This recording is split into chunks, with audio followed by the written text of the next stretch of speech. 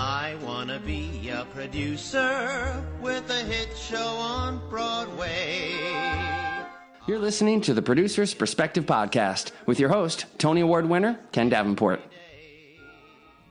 Hello, everybody, and welcome back. This is Ken Davenport, and you're listening to the Producer's Perspective Podcast, and we're very lucky to have as our guest today, fresh off a red eye, from Denver, Colorado, where he just opened the national tour of Dear Evan Hansen, four-time Tony-nominated director Michael Greif. Welcome, Michael. Thank you.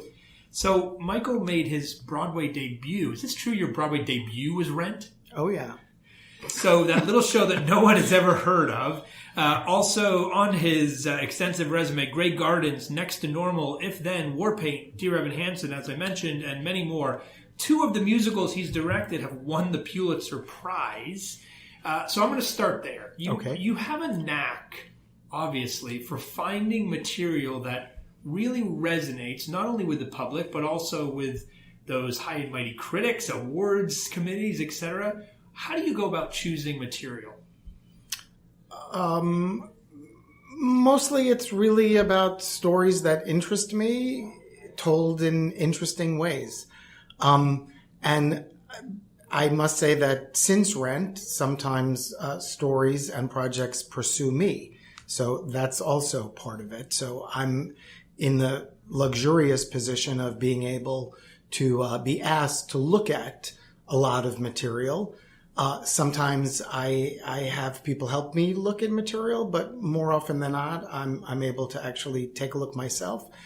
And certainly in terms of Next to Normal and Dear Evan Hansen, those are projects that I was invited to take a look at and interview, meet the writers, meet the producer, talk about what my ideas might be, talk about what part of the material I responded to most, which parts I responded to least, get a sense of if the collaborators were open to a change, being able to change in their process. So those sorts of things. But certainly among the most successful, or the projects that you mentioned, I was invited. I didn't go seek them out. I happily was invited. And then I'm also very happy to say that I needed to go through a process to sort of prove that the process could really work with the producers and the other members of the creative teams.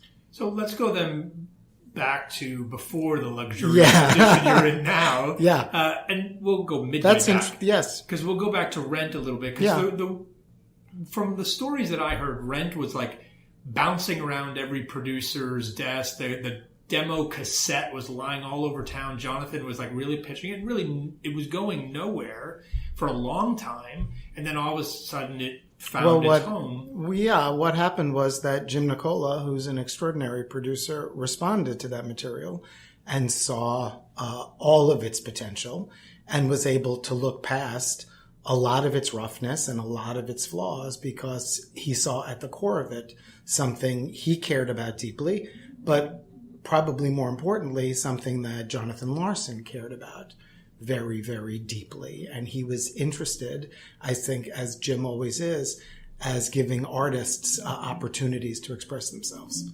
When you first got a glimpse at it, how different was it from the piece that we now know and love? Like, how much did it grow?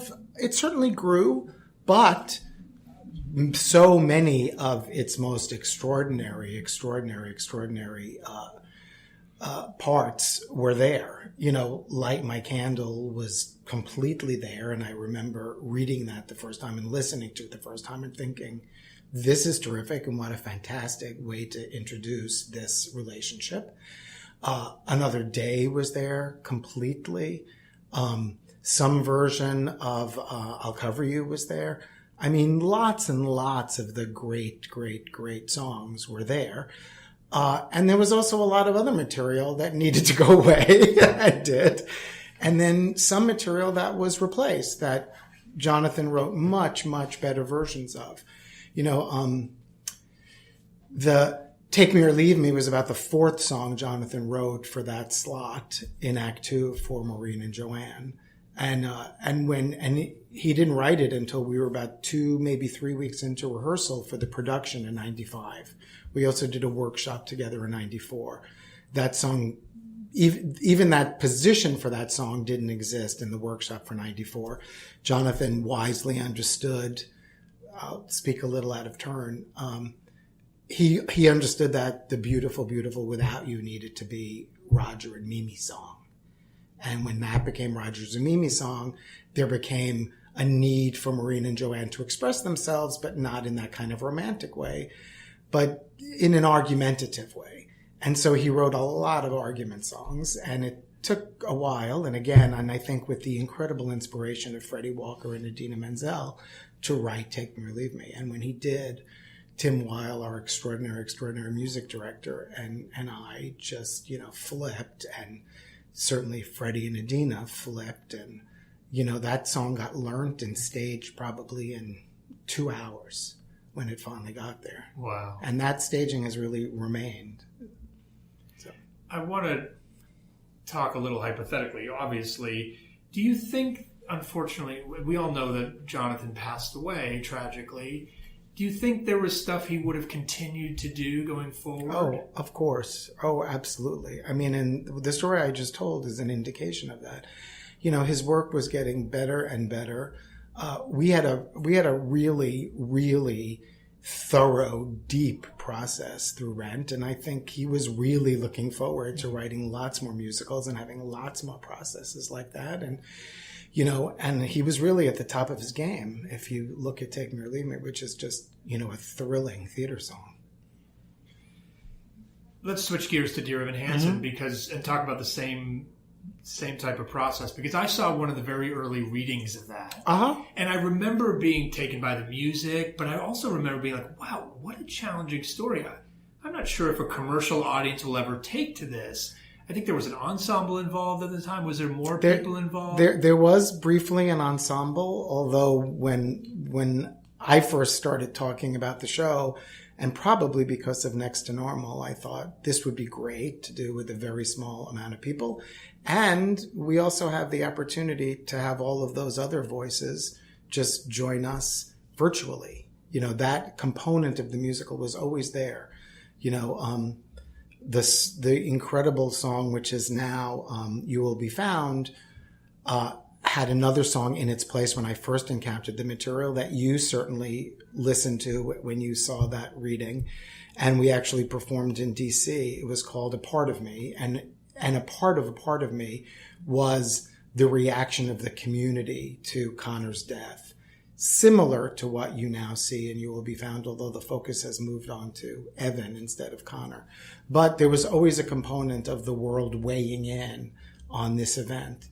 And I think one of the first things I talked about was what a great opportunity to bring in, media and the virtual world in a completely organic way. We don't need people to do it. Then we examined what would happen if some of that virtual community were represented with actual people. And then after that workshop, the incredibly smart writers said, no, let's go back to basics and really keep it tight. So that's what happened. As I actually listen to you talk about that, I'm thinking about all of your canon or your body of work, which, most of our biggest hits on Broadway are big hits. Are the Phantoms and the Les Mis and the Lion Kings and the Wickeds, these giant spectacles. And yours have all been small. They've been sort of family dramas. Yeah. With music. And that really is bucking the trend. Some other Broadway statistician once told me, Ken, you want a big Broadway hit, you got to make it a big hit. It's got a huge scene. It's got to be spectacle. How have you managed to buck that trend? I just think I've been really fortunate to be connected to really great stories with really accessible, flawed, but identifiable characters. I think theater is really about seeing yourself up there. And I think people really want to identify with those characters or identify with a former part of their history when they were that character. And also, in the case of musicals, sensationally told by really, really great composers. If I think of, Justin and Benj, and I think of Tom Kitt and Brian Yorkie and Jonathan Larson, I feel very fortunate that I've gotten to work with some extraordinary composers. I've also done a lot of work with Scott Frankel and Michael Corey, and I think their work is extraordinary too. So let's go back to the beginnings of your career. Uh-huh. How did you get started? I directed terrible musicals in high school, and I probably wanted to be an actor, but I probably had too many self-esteem issues to actually to be seen. But I certainly, I didn't go to the theater a lot, but I was always very drawn to it and to sort of alternative lives. I guess I was just a very typical, unhappy gay boy in the early 60s, 70s in Brooklyn. So it was, I think, a very natural extension that I would be drawn to that area. I had an older sister who very sadly passed away, who was interested in theater, and she exposed me to a lot of things. I also have a living sister who lives in Florida, so I don't want to leave her out. But, when I was way too young, I had a lot of exposure to Hair and a lot of really great plays on PBS. I mean, it was really like that. We were certainly a very working class family. We probably went to the theater once a year. I saw Hello Dolly. I saw that big musical once a year, and we'd sit way up high, and I liked that. But a lot of the exposure really came from television, and it came from my sister's influence. And so by the time I was in high school, I was looking for a place to belong. And this was the 70s in the New York City high school system, and they had these original musicals called Sing. That essentially involved hundreds of students. There'd be, an acting group that told a story. There were 10 or 15 of those people. Then there was a dancing troupe, the 15 of the best looking women, and, the cheerleaders became dancers, and they were very popular. And then there were 100 other women who were in a chorus. These were really big. It was about community. The shows were about community. And because it was the 70s, they had very idealized plots about making the world a better place and living in peace and protecting the earth. All the things we should still be talking about now, and sometimes we do, and too often we don't. And I began directing them. And essentially what we did is we stole popular musicals of the time and added our own terrible lyrics and our terrible story to them. So they'd have big opening numbers. I think one of our big opening numbers was Magic to Do. Another big opening number was Brand New Day from the Wiz. We stole from the musicals of the time. I don't want to get Sing into too much trouble, but believe me, it was all done with $1.10, and tickets were free. And then the classes would compete against one another. And then if you won, the schools would compete against one another. Because it's America and has to all be a competition, or else it's not interesting. So we did that. And I felt really good about that. And so by the time I went into college, I sort of believed that I would be interested in directing. I went to Northwestern. I went there because I wasn't really ready to commit to a professional life in the theater. I didn't know that I would make it. I continued to have those esteem issues. And Northwestern was great because I could study liberal arts as well as theater. When I got to Northwestern, I realized I could also study something called oral interpretation, which is now called performance studies, which was a great, great program of study that had an incredible faculty, including Frank Galati. And Mary Zimmerman was my classmate. So people who are doing the most extraordinary, innovative theater work were around and doing that kind of work or laying the seeds for that kind of work back then in the late 70s, early 80s when I was around. Bruce Norris was a classmate of mine. I had a wonderful, wonderful group, and I loved my classes, and I loved the way in which, especially the oral interpretation classes, now called performance study classes, asked you as a performer to interpret material. We also adapted a lot of nonfiction, non-dramatic material, sometimes fiction, sometimes nonfiction, sometimes documentary to what we now call devised theater. So it was very engaging and very engaged. And by the time I finished, I had directed my obligatory production of Rosencrantz and Guildenstern Are Dead, and I loved Beckett, and I loved Stoppard, and I loved Everyone You're Supposed to Love. And I thought I might actually stay in Chicago and try to have a go of becoming a part of a theater collective. And while I was in Chicago, I also got to see Steppenwolf's early work, the extraordinary production of Balm and Gilead that came to New York and made them, nationally known. I got to see in Chicago all the time. And I saw a lot of their work in Chicago. So I thought I might stay in Chicago. I got an opportunity from a friend from high school to actually become an assistant director in New York. I took that opportunity. And once I hit New York, I realized that I needed more training, and I started looking for graduate programs. And I'd actually heard from Olympia Dukakis. Strangely, I ran into someone while waiting to see Cats in London who knew Olympia Dukakis, and I told her I was interested in directing, and she said, my friend Olympia, works at NYU, and I've gotten to know Olympia since then, and I love Olympia very much and think the world of her. I had a little interview with Olympia, and she said, NYU is discontinuing their directing program. I wouldn't advise you to go there. But the year I might have gone there was also the year that David S. Bjornson and Tony Kushner went there as directors. I applied to Yale. I got waitlisted. I applied to UCSD because Alan Schneider was teaching directing there. And as I said, I'd loved Beckett. And I thought, I was going to direct things like Beckett. And so I was very excited to have the opportunity to work with Alan. And I interviewed with Alan and a wonderful acting teacher who's died recently named Arthur Wagner. And I think because I was just very New York too, they really took to me. And I found I had, once again, some incredible mentors at UCSD. And it really was at UCSD that I felt like it was clear that I was well liked and people believed in me. In my very first year in graduate school, I heard that Des McAnuff was taking over the La Jolla Playhouse. I had seen a number of really excellent productions Des had done at the Public Theater.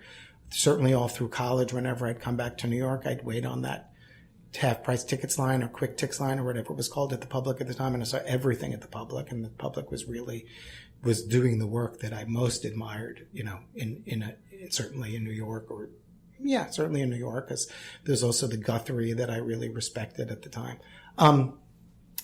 Anyway, so I knew Des's work, and I was sort of like one of the few people in San Diego, certainly one of the few people in my program who did. And I actually became the house manager for the first season of the La Jolla Playhouse, which was an unbelievable season. Peter Sellers did the Visions of Simone Richard. Robert Woodruff directed a play. Des directed Romeo and Juliet and a play of Barry Keefe's. And by the time we did Romeo and Juliet, I became Des's assistant, and I remained his assistant for a number of years. So I was getting an incredibly diverse kinds of influences, which all sort of were stewing really well. Alan was talking about Beckett, and Alan was talking about Albee, and Des can talk about anything and should. And I was feeling really supported in the program, but I was also meeting Peter Sellers and Robert Woodruff and the incredible directors that Des was bringing out to the Playhouse, whose work mainly I'd seen in New York, but to be close up and to watch processes, grad school for me was really, really, really, really formative and important. You said when you got to New York, you quickly knew that you needed more education. Yes. What gave you that indication? It's really just about how much can you put yourself out there? I just wasn't ready. I knew I couldn't put myself out there. I could have stage managed, I could have assisted, but I didn't really see the way I was going to make the leap. From a confidence perspective? Yeah, both from a confidence perspective and a sort of a practical reality by looking around and seeing who was getting work and who wasn't getting work. But it was sort of a good combination of both.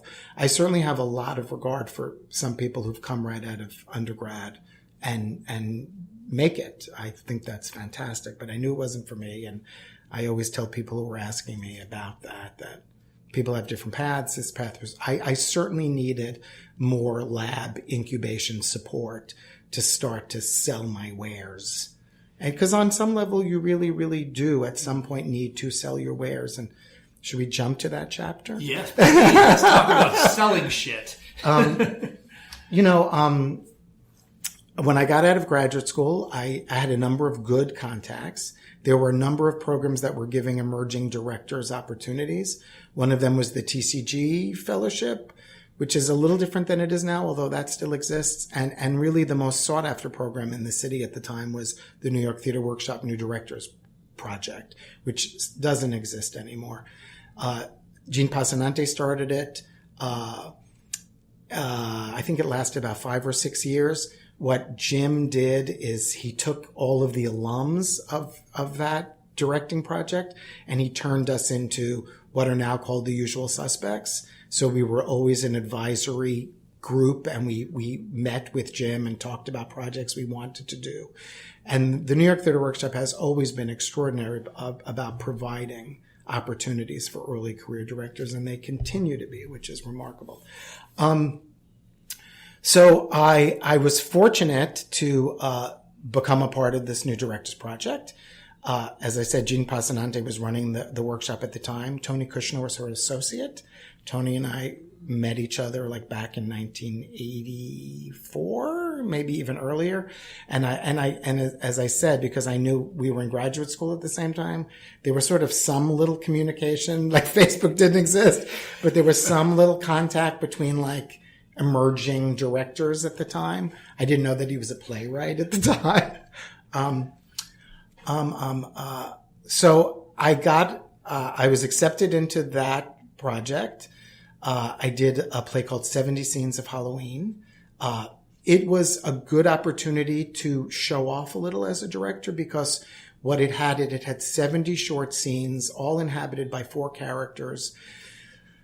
And the reality and the tone would shift from short scene to short scene. And the playwright, Jeffrey Jones, in a foreword that I took very seriously, said, I want every director to actually take the opportunity to order the scenes in whatever way you want to order them. So there was a lot of dramaturgy and writing involved in the directing of that project as well. That project went well, and I got a wonderful agent named Helen Merrill out of it, who a lot of early career directors got to know back in the day. And at some point, she started working with a man named Patrick Herold, who remains my agent today. But I also, then had this period where I was getting a little regional work, but I was certainly not getting the next job in New York.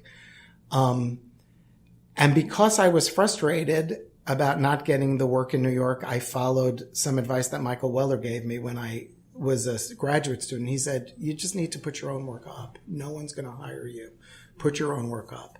Well, very, very fortunately, I had become the associate and tour director of Big River after assisting Des on it for a number of years. I brought it to Australia, where it was ridiculously popular and lasted much longer than anyone imagined it would last, and that gave me some money. I did a bus and truck of it. So I had a little money from my commercial theater exposure. This also, puts me in very good stead when Jonathan asks the inevitable question of, but has he ever directed a musical? Which he, of course, posits to Jim Nicole, and Jim says, yes, in fact, go to Australia. He's very popular as a musical director there. Anyway, so a number of years pass after the New York Theater Workshop, and I'm getting some work out of town, and I'm getting good jobs regionally, but I can't get into any of the theaters I want to get into. So I take Michael's advice, and very fortunately, I'm able to self-produce, along with the very wonderful Jody Markell and Naked Angels Theater, a production of Mackinac.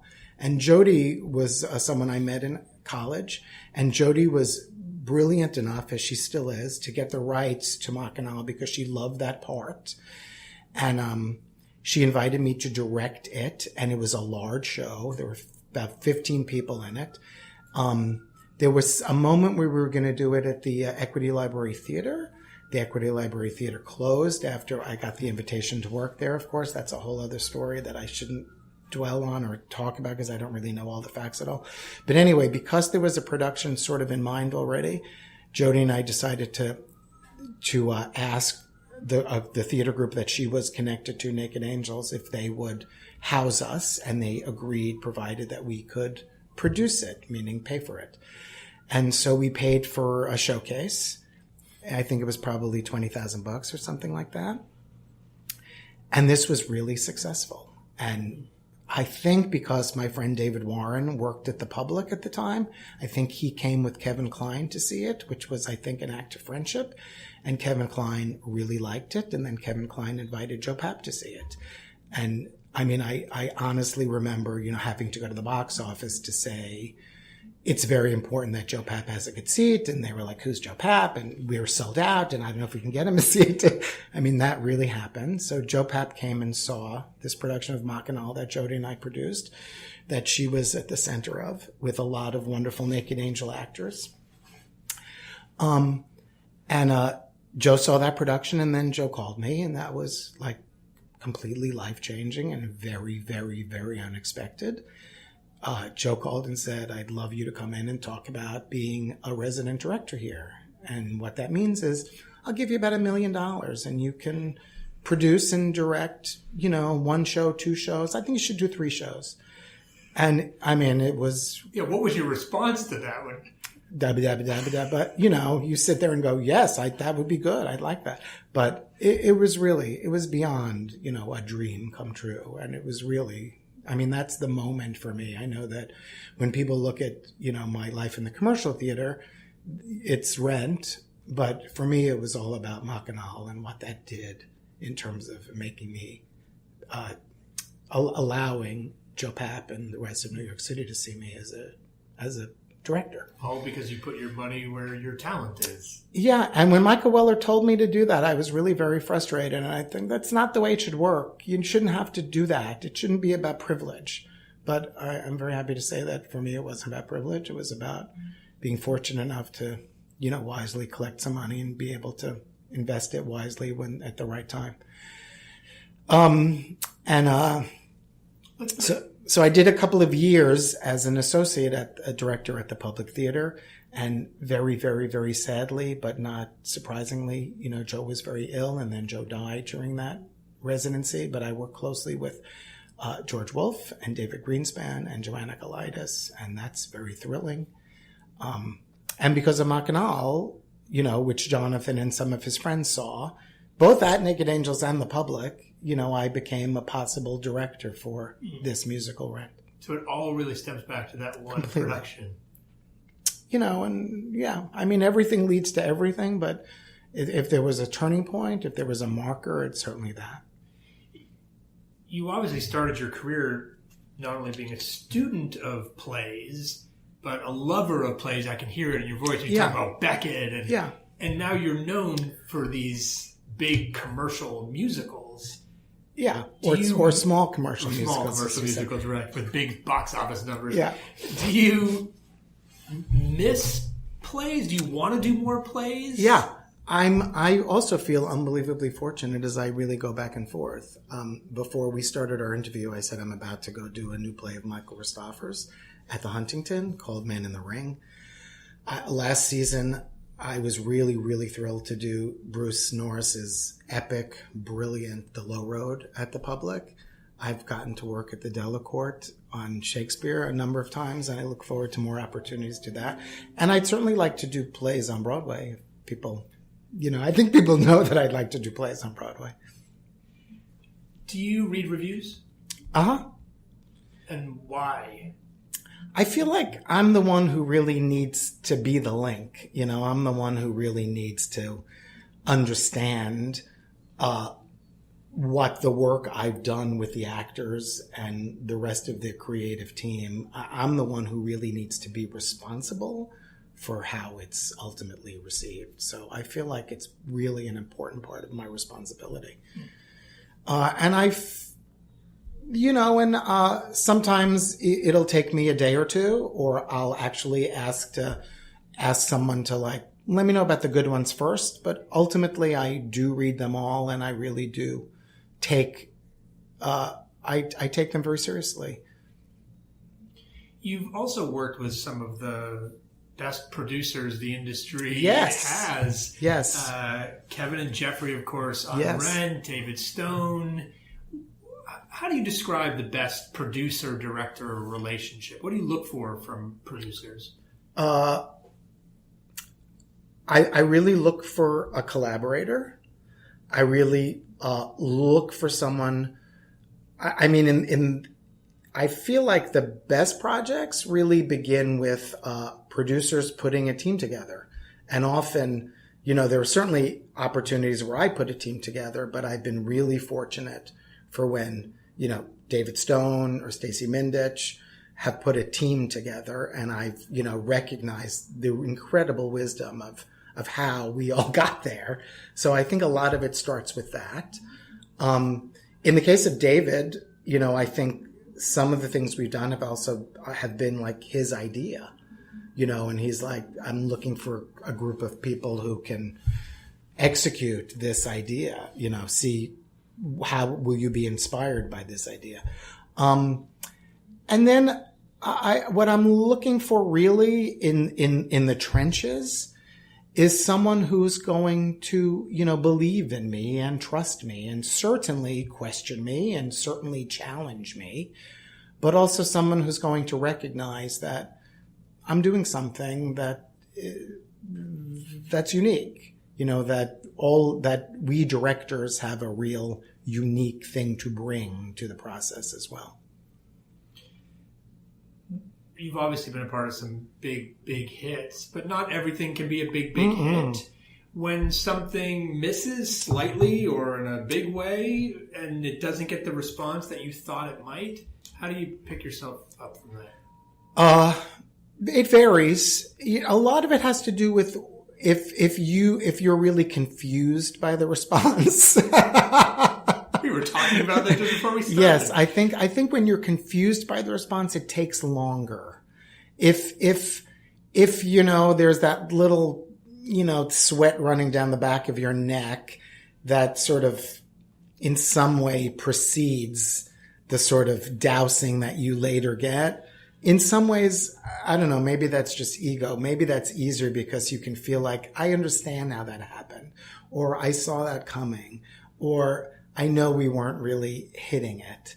But sometimes it's confusing, and those are tougher. Is there any show that you'd love to go back and direct again? You had another shot at it? Well, yeah, this is dangerous to say, but I've said it before.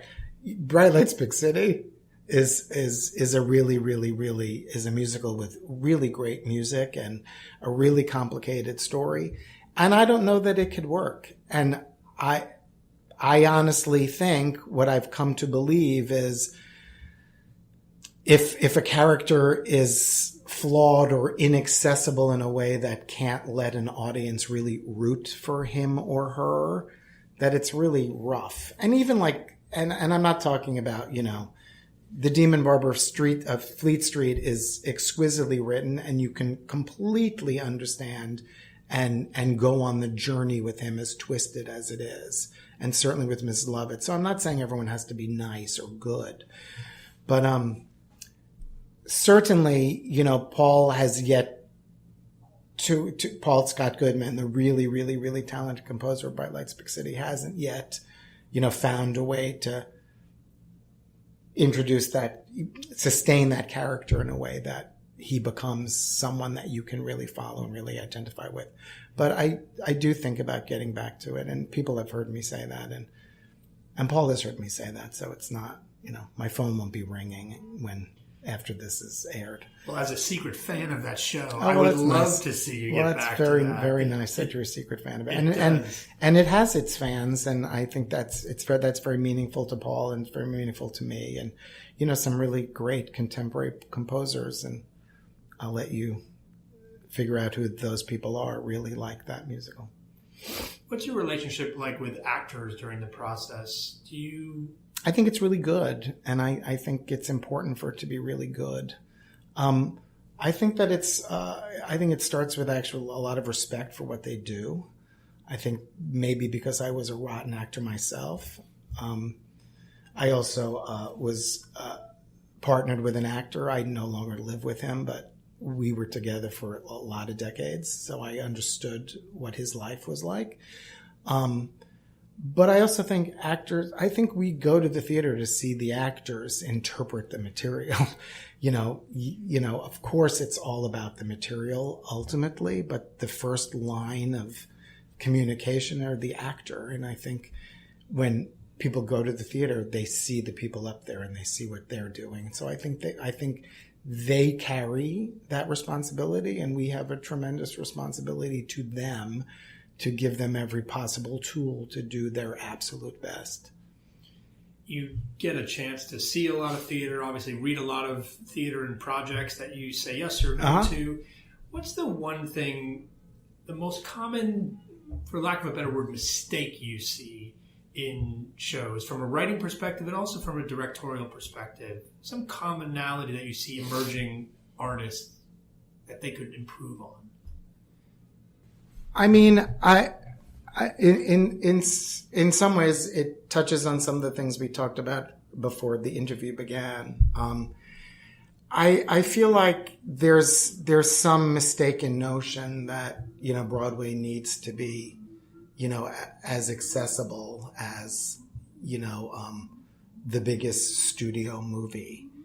I don't think it has to appeal to everyone. I think it has to be about something and somewhat challenging to be really well loved. And I sometimes believe people are just trying to make material that much more accessible and likable than they need to. And I don't feel like that makes for the best work. All right, my last question, which is my genie question. I want you to imagine that the genie from Aladdin comes to visit you. Okay. And wants to thank you for your contribution. He's very noisy. Yes, he makes a big entrance. Wants to thank you for your contribution to the American musical theater and the theater as a whole by granting you one wish. What's the one thing about Broadway that drives you so crazy, so mad, so frustrates you that you'd ask this genie to wish away in an instant?